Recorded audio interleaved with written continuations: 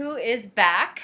Oh a real God. person. Oh my God, it's me. I'm back. I'm Hello. really happy. No, I missed you. We're going to hug it out.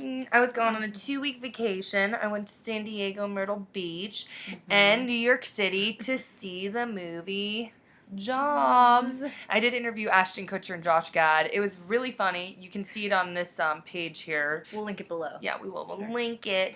But obviously the movie, pretty self-explanatory here. It's about Steve Jobs, the creator of Apple, the entire Apple universe, global amazingness. Yeah. And it was a little bit intense. I think I personally always glorified Steve Jobs. And you really get an inside look at him entirely from beginning to end, from him being younger than us, maybe in his early 20s, to his death, basically, right? Or maybe like right before his death? Right before his death, like, yeah. I'd say a decade before. It's kind of when Apple started to blow up. Yes, the iPod. The iPod. Dun, dun, dun.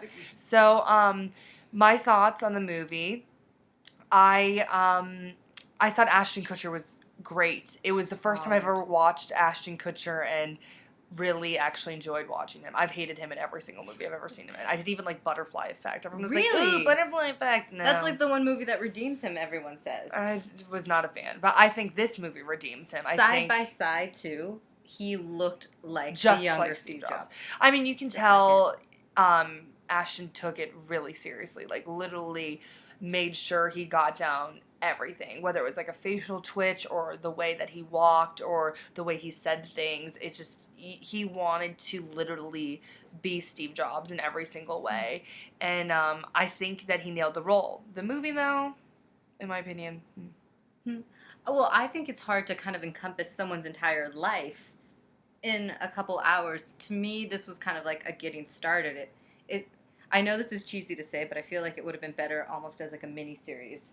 Like the life of Steve Jobs. I totally That's agree. where you can like dive into his personal relationships, because we only saw his business side, and business can be kind of boring.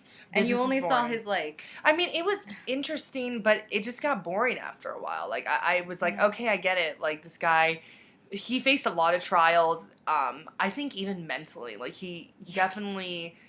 I would even go far enough to say appeared as a sociopath at times, but I don't know, like it didn't nab me enough. Like it was, if you're Steve Jobs, like psycho, like you love everything about him, which I think like to an extent if you're an Apple user, like you do have some interest in him, but it just was like, okay, cool, like that's great to know about him, but I would not personally pay $10 to go see this movie. But basically it'll give you a different perspective of Steve Jobs completely. Ashton Kutcher kills it.